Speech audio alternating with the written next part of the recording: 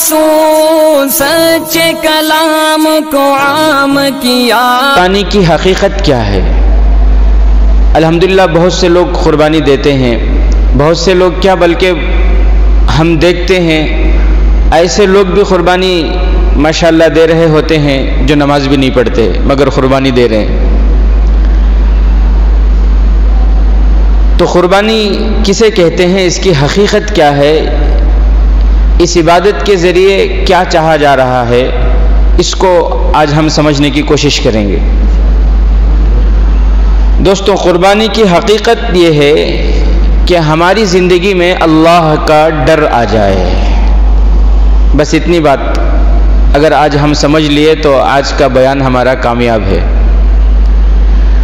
قربانی کی حقیقت یہ ہے کہ ہماری زندگی میں تقوی آ جائے، ہماری زندگی میں اللہ کا ڈر آ جائے، ہماری زندگی میں تقوی آ جائے، یہی قربانی کی حقیقت ہے۔ قرآن کریم میں اسی بات کو اللہ تبارک و تعالیٰ نے قربانی کے تعلق سے فرمایا، لن ینال اللہ لحومها ولا دماؤها ولکن ینالہ التقوی منکم۔ اللہ فرماتے ہیں نہ تمہارا گوشت پہنچتا ہے، نہ تمہارے جانور کا چمڑا پہنچتا ہے، نہ خون پہنچتا ہے، ولکن ینالہ التقوی منکم۔ اللہ فرماتے ہیں کہ میں تو تمہارا تقوی دیکھنا چاہتا ہوں، یعنی ہمارا تقوی پہنچتا ہے اللہ کے پاس، وَلَكِنْ يَنَالُهُ التَّقْوَى۔ تو اللہ تبارک و تعالیٰ کو قربانی سے گوشت مقصد نہیں ہے، گوشت نہیں پہنچتا، چمڑا نہیں پہنچتا، خون نہیں پہنچتا۔ مقصد کیا ہے؟ اللہ دیکھنا چاہتے ہیں کہ تم میں متقی کون ہے، تقوی کے ساتھ کون زندگی گزار رہا ہے۔ اسی بات کو اللہ تبارک و تعالیٰ نے قرآن کریم میں ایک اور جگہ ارشاد فرمایا، ذَلِكَ وَمَنْ يُعَظِّمْ شَعَائِرَ اللَّهِ فَإِنَّهَا مِنْ تَقْوَى الْقُلُوبِ۔ یہ جو حج کے ارکان ہیں، یہ حج کے ارکان اور یہ قربانی، ذَلِكَ وَمَنْ يُعَظِّمْ شَعَائِرَ اللَّهِ، یہ شعائر میں سے ہیں، وَإِنَّهَا مِنْ تَقْوَى الْقُلُوبِ، اور یہ انہی لوگوں سے ہوتے ہیں جن کے دلوں میں تقوی، یہ تقوی کی علامت ہے، یہ تقوی کی علامت ہوتی ہے۔ میرے محترم بزرگ عزیز دوستوں، تو قربانی کی حقیقت یہ ہے کہ ہماری زندگیوں میں اللہ کا ڈر آ جائے، ہماری زندگیوں میں تقوی آ جائے۔ تقوی کسے کہتے ہیں یہ سمجھنا ضروری ہے۔ ایک مرتبہ جناب آقا محمد الرسول اللہ صلی اللہ علیہ وسلم نے فرمایا، التقوی ہا ہنا، اشارہ کر کے فرمایا التقوی ہا ہنا، التقوی ہا ہنا۔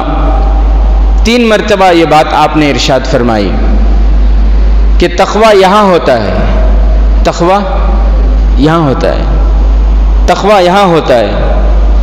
لوگ مجھے متقی کہہ دیں تو لوگوں کے متقی کہنے سے میں متقی نہیں بن جاتا،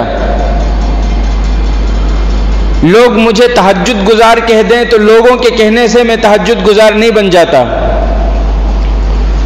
لوگ مجھے ولی کامل کہیں تو لوگوں کے کہنے سے میں ولی کامل نہیں بن جاتا، لوگ مجھے پرہیزگار کہیں لوگوں کے کہنے سے میں پرہیزگار نہیں بن جاتا۔ وہ الگ بات ہے کہ انسان کو خوشی ہوتی ہے، کوئی اگر کسی کو کہہ دے آپ بڑے نیک ہیں، آپ بڑے اچھے ہیں، آپ متقی ہیں، آپ اللہ والے ہیں، تو انسان خوشی میں پھولے نہیں سماتا، وہ خوش ہو جاتا ہے انسان۔ لیکن آپ یہ بتائیں لوگوں کے کہنے سے کوئی بن جاتا ہے کیا؟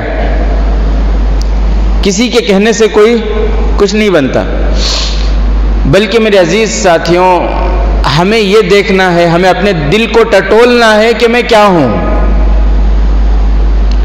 ساری دنیا کے لوگ بھی اگر میری تعریف کریں تب میں اپنے دل کو دیکھوں کہ اپنے دل سے یہ کہوں کہ یہ لوگ میری تعریف کر رہے ہیں، لیکن میرے اندر کی زندگی ان کو معلوم نہیں ہے، میرے اندر کی حقیقت ان کو نہیں معلوم، اندر کی حقیقت نہیں جانتے۔ میرے اندر کی حقیقت مجھے معلوم ہے. یہ مجھے نمازی کہہ رہے ہیں، لیکن حال یہ ہے کہ میرا دل حسد سے بھرا ہوا ہے. یہ مجھے داڑھی والا کہہ رہے ہیں، لیکن میرا حال یہ ہے کہ میرا دل کینے سے بھرا ہوا ہے. یہ مجھے جبہ والا کہہ رہے ہیں، یہ مجھے متقی کہہ رہے ہیں، لیکن حال یہ ہے کہ میرا دل بغض سے بھرا ہوا ہے. تو میرے عزیز ساتھیوں، کسی کے کہنے سے کچھ نہیں ہوتا. میں کیا ہوں وہ مجھے معلوم ہے، میرے دل کی کیفیت. تو دل میں اللہ کا ڈر آ جانا، یہ ہے تقویٰ. دل میں اللہ کا ڈر آ جانا یہ تقویٰ ہے. حضرت عمر فاروق رضی اللہ تعالیٰ عنہ کے دور میں ایک عورت تھی، اس کو جذام کی بیماری تھی. کیسی بیماری تھی؟ جذام کی بیماری تھی.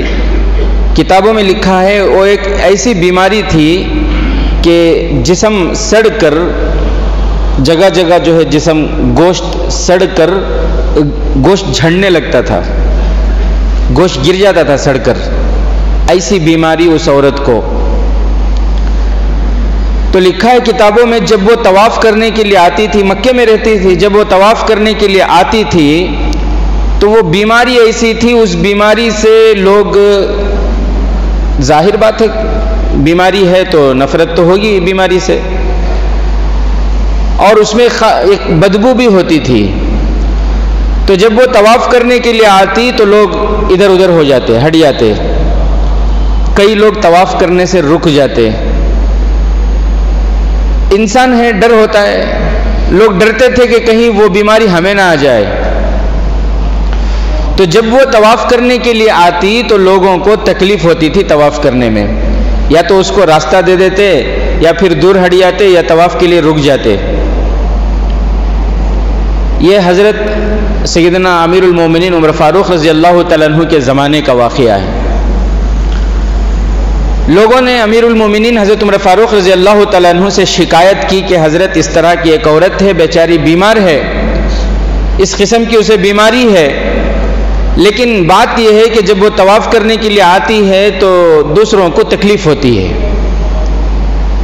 تو اس لیے آپ ذرا ان کو کوئی نصیحت کیجئے، کوئی مشورہ دیجئے، کیونکہ ایک کی وجہ سے ساروں کا طواف سے رک جانا اور ساروں کی عبادت میں خلل. آپ ان کو کچھ نصیحت کیجئے.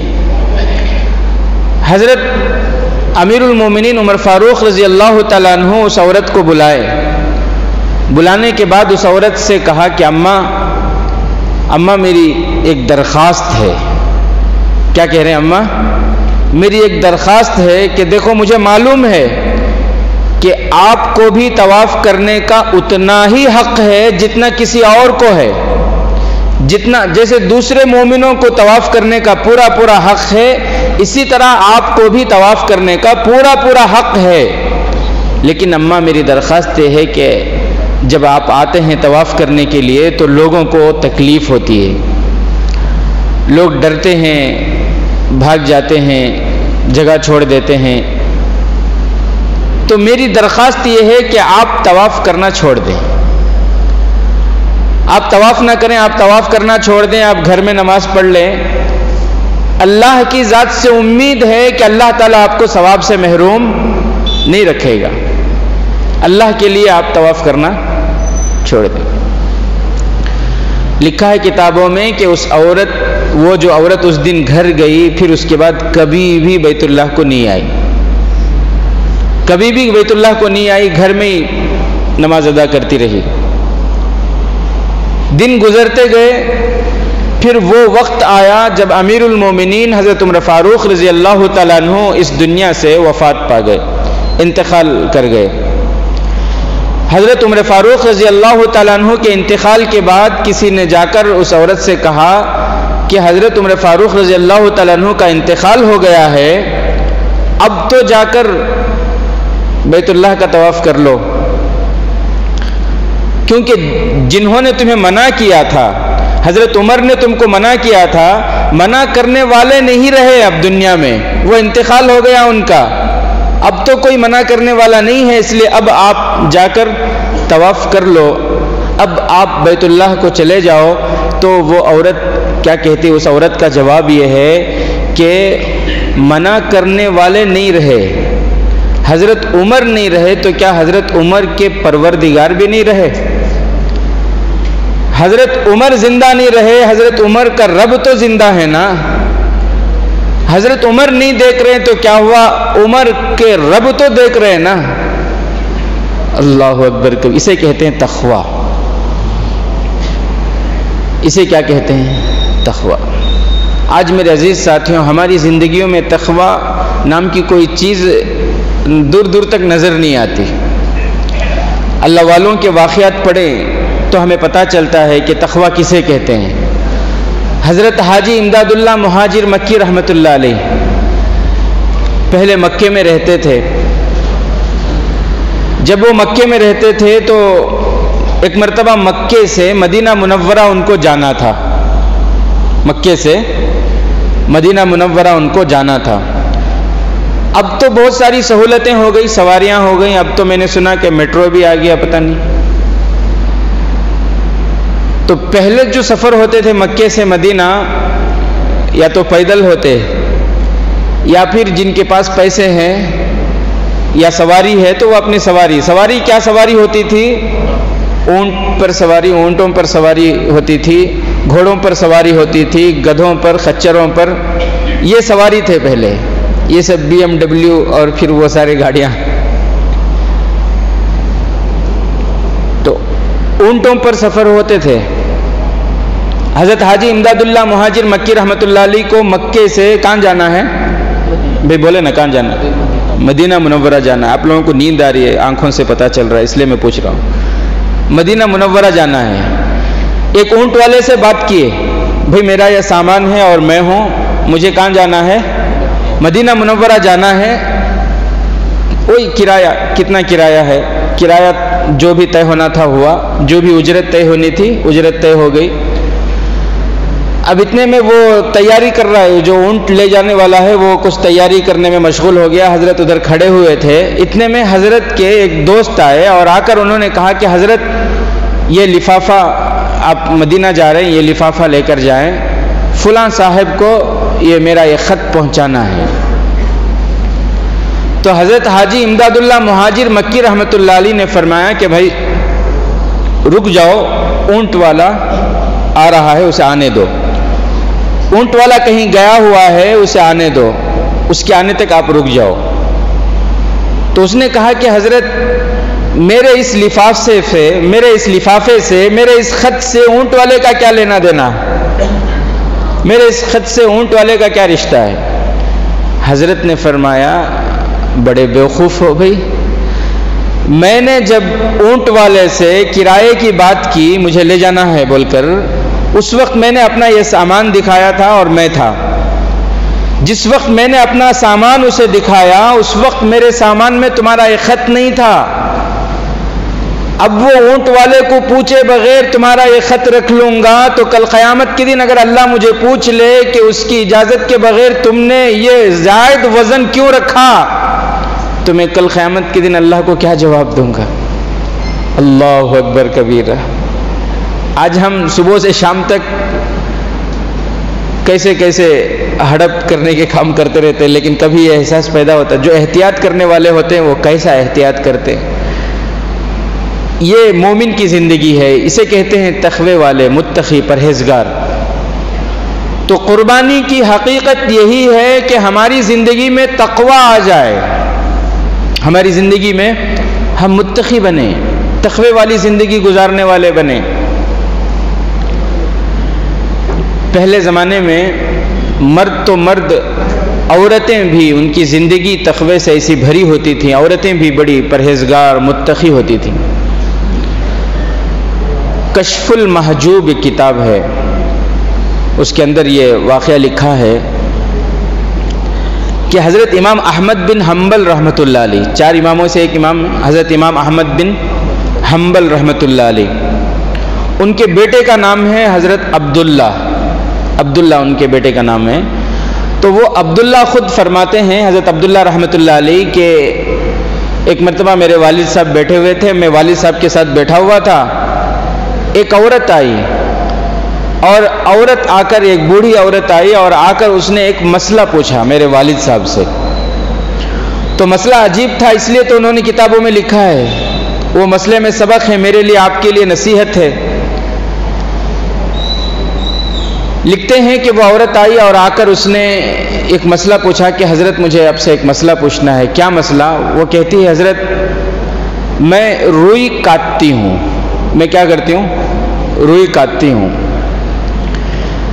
میں رات میں چھت کے اوپر، اپنے گھر کے چھت کے اوپر بیٹھ کر روئی کاٹ رہی تھی چراغ کی روشنی میں۔ اتنے میں حکومت کے پولیس والے، داروغہ والے کسی کام سے وہاں آئے، اور حکومت والوں کے پاس، وہ جو پولیس والے تھے ان کے پاس جو روشنی تھی وہ زبردست روشنی تھی، وہ زیادہ روشنی کا ان کے پاس انتظام تھا۔ ان کے چراغ کی جو روشنی تھی اس میں روشنی کیا تھی؟ بہت زیادہ تھی۔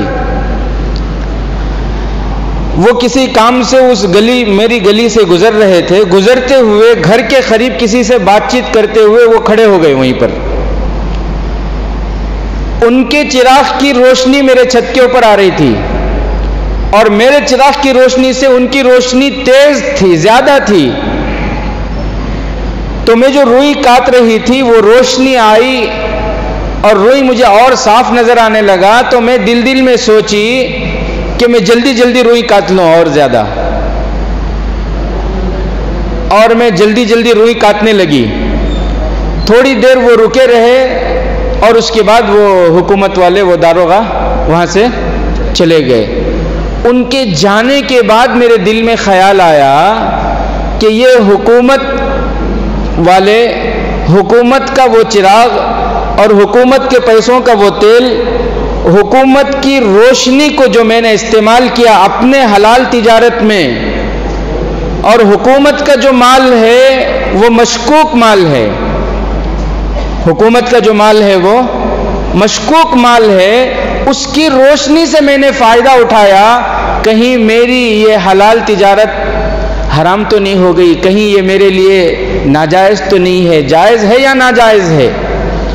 یہ سوال پوچھ رہی ہیں ایک عورت حضرت امام احمد بن حنبل رحمۃ اللہ علیہ کو۔ بھئی سوال سمجھ گئے آپ لوگ؟ سوال سمجھ گئے نا؟ تو حکومت کی روشنی سے جو میں کاٹی، وہ کاٹنا میرے لیے، روئی جو کاٹی میں، وہ کاٹنا میرے لیے جائز ہے یا نہیں ہے؟ حضرت امام احمد بن حنبل رحمۃ اللہ علیہ نے فرمایا کہ اماں ایک کام کرو، وہ پورا روئی صدقہ کر دو، وہ پورا روئی صدقہ کر دو، اللہ اس سے بہترین رزق تمہیں عطا فرمائے گا۔ حضرت عبداللہ کہتے ہیں، وہ بھی بڑے تھے نا، وہ بھی فقہ پڑھ رہے تھے، حدیث پڑھ رہے تھے، کہ میں دل میں بہت حیران ہوا، پریشان ہوا کہ ابا یہ کیسا جواب دے رہے ہیں، پورا روئی صدقہ کر دو۔ ابا کو یہ کہنا چاہیے تھا کہ اس روشنی میں جتنا روئی کاٹے اتنا صدقہ کر دو، باقی کا تمہارے لیے حلال ہے، لیکن ابا نے یہ کہا کہ نہیں، پورا روئی صدقہ کر دو۔ بہرحال وہ عورت چلے گئی وہاں سے۔ حضرت عبداللہ رحمۃ اللہ علیہ فرماتے ہیں 2-4 دنوں کے بعد پھر وہ عورت آئی اور آ کر کہنے لگی کہ تمہارے ابا سے مجھے مسئلہ پوچھنا ہے۔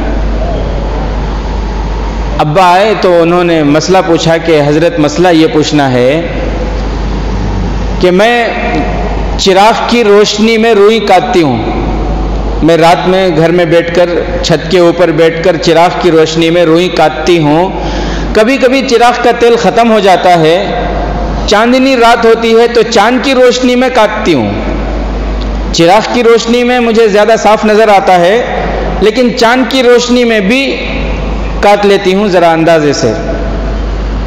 تو مسئلہ یہ پوچھنا ہے کہ میں یہ روئی بیچتے وقت گاہک کو بتانا، کیا میں یہ روئی چراغ کی روشنی میں کاٹی ہوں یا چاند کی روشنی میں کاٹی، یہ بتانا پڑے گا کیا مجھے؟ اللہ اکبر۔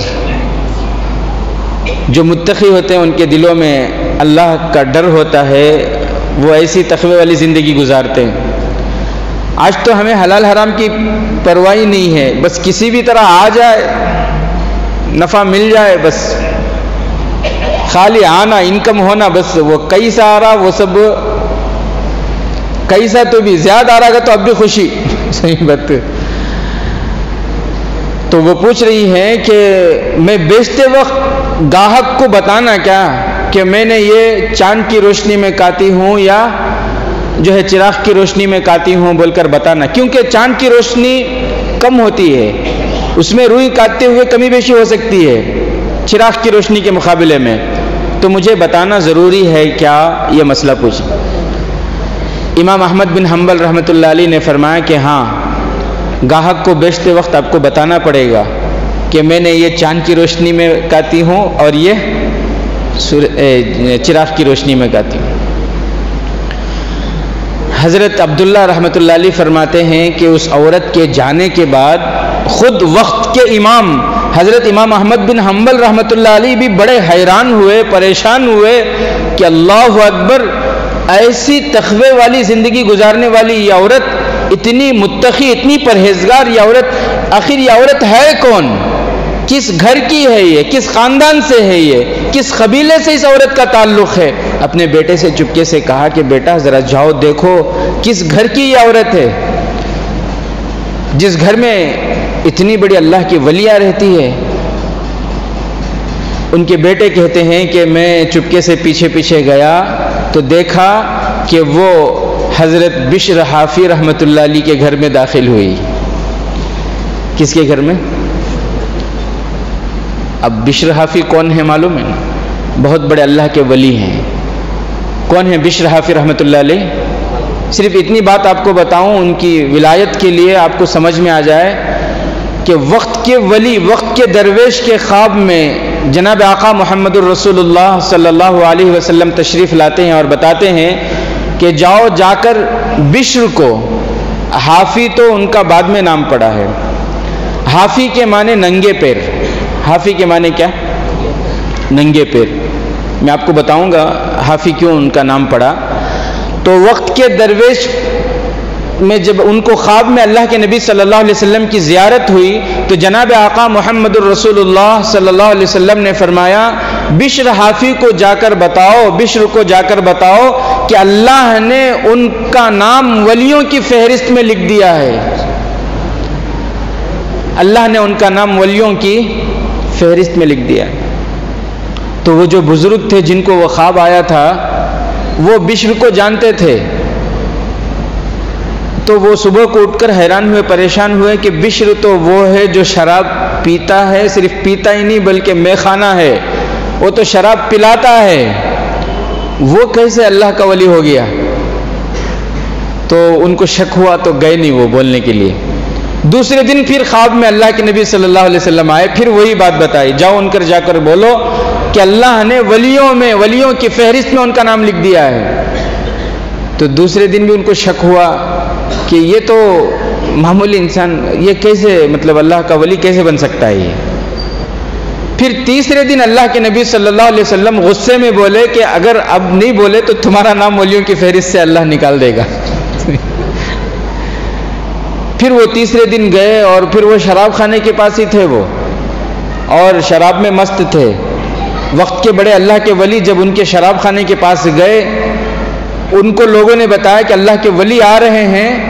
جب انہوں نے سنا کہ اللہ کے ولی آ رہے ہیں، ان کے دل میں اللہ کے ولیوں کا ایسا احترام تھا، ننگے پیر ویسے ہی سیدھے آ گئے وہ کہ اتنے بڑے اللہ کے ولی اور میرے یہاں گنہگار کے یہاں آ رہے ہیں. سیدھے ایسے ہی جو ہے وہ باہر آ گئے اور آ کر کہا کہ کوئی مصیبت، کوئی آفت، کیا پریشانی، آپ ایسے یہاں آ گئے، آپ مجھے بلا لیتے. انہوں نے کہا کہ خواب سنایا، اس طرح خواب میں پیارے نبی کی زیارت ہوئی تھی اور اللہ کے نبی نے یہ کہا کہ اللہ نے تمہارا نام اللہ کے ولیوں میں لکھ دیا ہے. جب انہوں نے یہ بات سنی، اللہ کی قسم اس وقت انہوں نے ایسا توبہ کیا کہ پھر پوری زندگی میں کبھی وہ گناہوں کی طرف نہیں گئے. وہ یہ خواب سننا تھا، اس کے بعد وہ ان کی پوری زندگی بدل گئی. اتنے بڑے اللہ کے ولی تھے، وہ پوری زندگی میں کبھی چپل ہی نہیں پہنتے تھے، چپل نہیں پہنے. جب سے وہ اللہ کے ولی بنے چپل ہی نہیں پہنتے.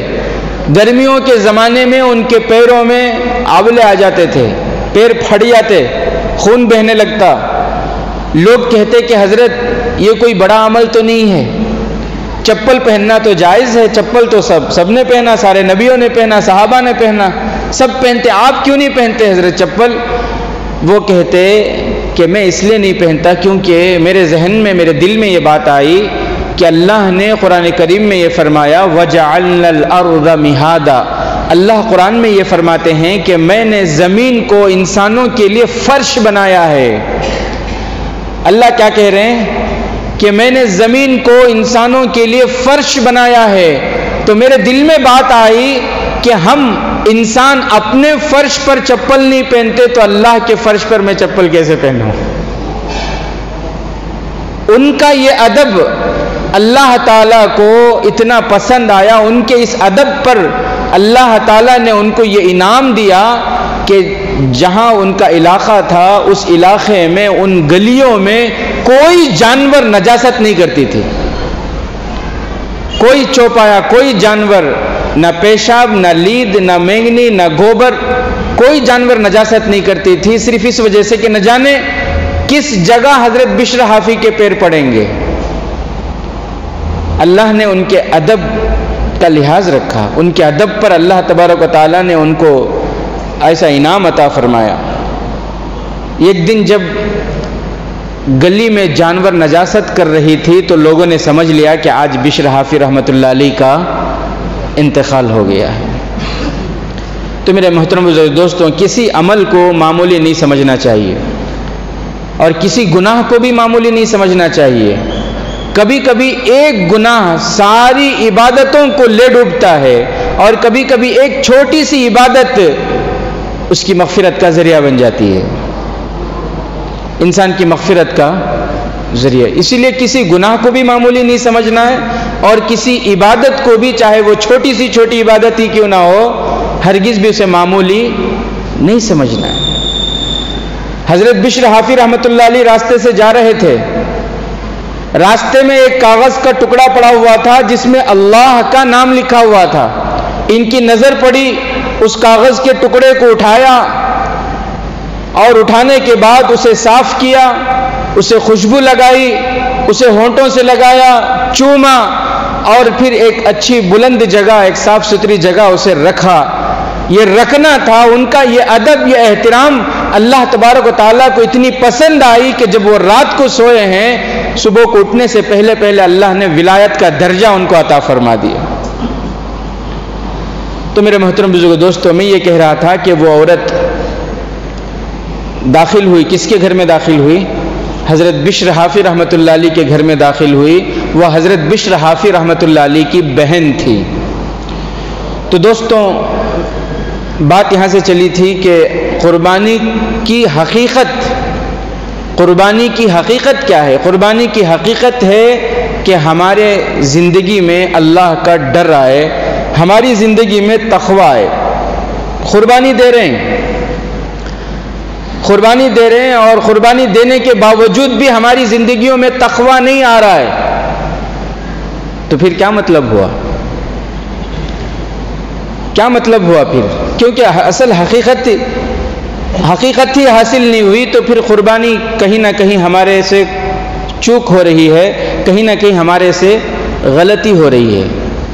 اور ایک درخواست مجھے آخری میں یہ کرنی ہے کہ بھئی قربانی کے جانور کی بہت سارے ساتھی کیا کرتے ہیں، وہ فوٹو پکڑتے ہیں اور پھر اسے جو ہے تقسیم کرتے ہیں، ذبح ہو رہا ہے یا کیا ہو رہا ہے، یا گوشت کی تقسیم، یہ ساری چیزیں، ان سے بچنا چاہیے۔ کوئی بھی ایسا عمل، کوئی بھی ایسا کام مت کیجئے جو آپ کی جان کے لیے یا پھر دوسرے مسلمانوں کے لیے وبال بنے، دوسرے مسلمانوں کے لیے پریشانی کا باعث بنے۔ ایسے ہر کام سے بچیں، آپ بھی بچیں، دوسروں کو بھی بچنے کی ترغیب دیں۔ نہیں حضرت، میں خالی ہمارے دوستان کو دکھاتا ہوں، سو بولتا ہوں، سو ایک وفد ذمہ داروں کی یہاں ڈپارٹمنٹ کو گئے، جا کر صرف اتنی درخواست کرنے کے لیے کہ یہ 3 دنوں میں ذرا ڈھیل چھوڑو، ذرا زیادہ گشت کرو نکو، آؤ نکو، ہمیں کیا ہے سو ہمارے جگہ کر لیتی بول کر یہ ریکویسٹ کرنے وہاں گئے، تو وہاں کا جو بڑا ہے انہیں بول رہا ہے ہم نہ کیا پڑا تمہارے جگہ آنے، تمہارے ادمین فون کر کو ہم نہ بولتی ہیں زباں ہو رہا ہو کر کو، انہوں بول رہی غیرہ، وہ ڈپارٹمنٹ والے بول رہی ہیں ہمیں آنے کی ابھی ضرورت اس نہیں، ہمیں آتے بھی نہیں، تمہارے چدمیاں فون کر کو بولتی ہیں یہاں ہو رہا ہے، وہاں ہو رہا ہے، وہاں ہو رہا ہے، آؤ پکڑو دیکھو۔ ایسے غداراں، ایسے منافقاں، ایسے ابو لہب ابو جہل ہمارے میں موجود رہے تو اس کے واسطے یہ قربانی کے دنوں میں جو ہے کوئی بھی ایسا کام ہرگز بھی نہ کریں جس کی وجہ سے آپ کی جان کو یا پھر قوم کو اس کی وجہ سے پریشانی اٹھانی پڑے، ذلت اٹھانی پڑے۔ ہر ایسے کام سے بچنے کی کوشش کریں۔ اللہ تعالیٰ پورے امن کے ساتھ ان دنوں کو گزارنے کے اللہ توفیق نصیب فرمائے۔ اللہ تعالیٰ قربانی دینے والوں کی قربانیوں کو اللہ قبول فرمائے، اس کی حقیقت کو سمجھ کر اللہ تعالیٰ ہمیں زندگی میں اسے اپنانے کی توفیق نصیب فرمائے۔ آمین وآخر دعوانا الحمدللہ رب العالمین۔